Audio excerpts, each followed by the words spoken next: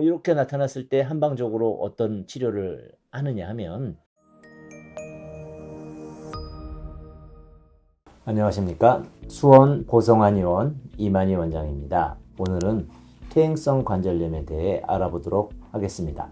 퇴행성 관절염 중에서도 특히 가장 많은 빈도를 보이고 있는 슬관절염에 대해서 알아볼 텐데요. 퇴행성 슬관절염, 무릎 관절염이 생기게 되는 이유는 역시나 많은 사용, 또 무거운 하중들이 주 원인이 되겠습니다. 슬관절 같은 경우에는 관절각 내에 관절 점액이 있고요. 많은 사용에 의해서 닳게 되면 점막에 염증을 유발하게 되고요.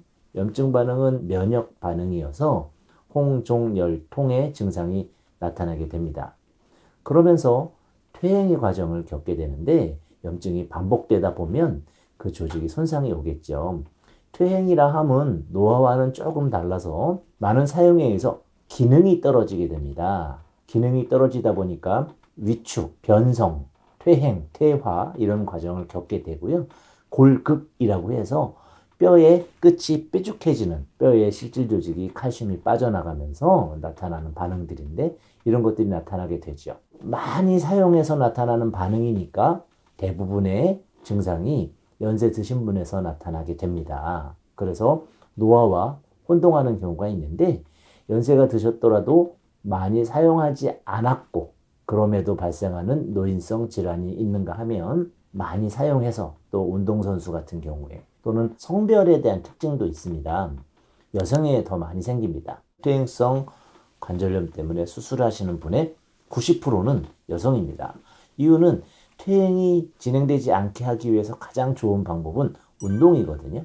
운동량 자체가, 또 중년 이후의 여성인 경우엔 더더욱 운동량의 감소가 두드러지기 때문에, 그래서 여성에 더 많이 발생을 하게 됩니다. 그리고 유전적으로도 이제 물론 생길 수도 있습니다. 비만도 문제가 되겠죠. 그래서 비만에서 본인의 체중에 의한 눌림이 퇴행성 관절염의 원인이 되기도 합니다. 이런 유전, 비만, 나이 또는 이제 성별 등이 이제 유발 원인이 되겠고요. 간혹 류마티스 관절염과 퇴행성 관절염을 헷갈려 하시는 분들이 계십니다. 류마티스 관절염은 자가 면역 질환이라고 해서 면역 체계 들어보셨죠? 면역이라는 것은 전신 면역이기 때문에 손가락에 나타났다, 발가락에 나타났다, 양쪽에 동시에 나타났다, 이런 특징을 보이는 반면, 퇴행성은 편측성, 내가 많이 쓴 쪽, 운동을 하시더라도 내 오른팔잡이들은 오른쪽에 발생을 하기 때문에 류마티스와 그런 차이가 있겠습니다. 움직일 때 뚝뚝거리는 소리가 난다. 그러면 퇴행성일 확률이 높으시기 때문에 걷기가 힘들고 무릎을 많이 구부렸을 때 아프다, 운동에 심해진다, 이런 특징을 가지고 자가 진단을 하실 수도 있겠습니다. 자, 그러면 이런 퇴행성 질환이 왔을 때 어떻게 진단하고 치료하는지 알아보겠습니다.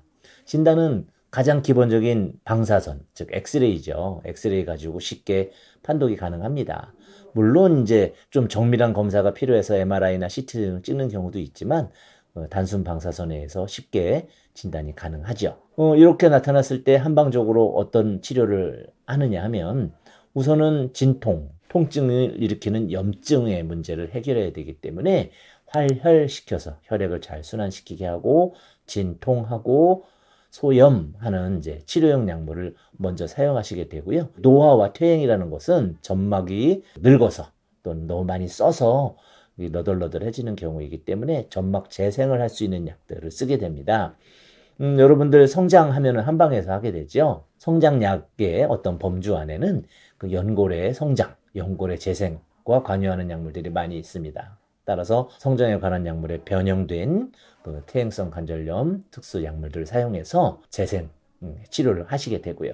또 예방을 하기 위해서 근골격계의 기능을 활성화하기 위해서 보혈, 보기시키는 약으로서 근육의 발달을 도모해드리기도 합니다. 물론 이런 치료를 받기 전에 초기에 퇴행성까지 가지 않았더라도 관절의 통증이 발생하신다면 조기에 방문하셔서 침이나 약침, 그리고 추나 뜸 등의 치료를 받으시게 되면 퇴행성으로 전이되는 것을 늦추거나 아니면 아예 막을 수도 있습니다.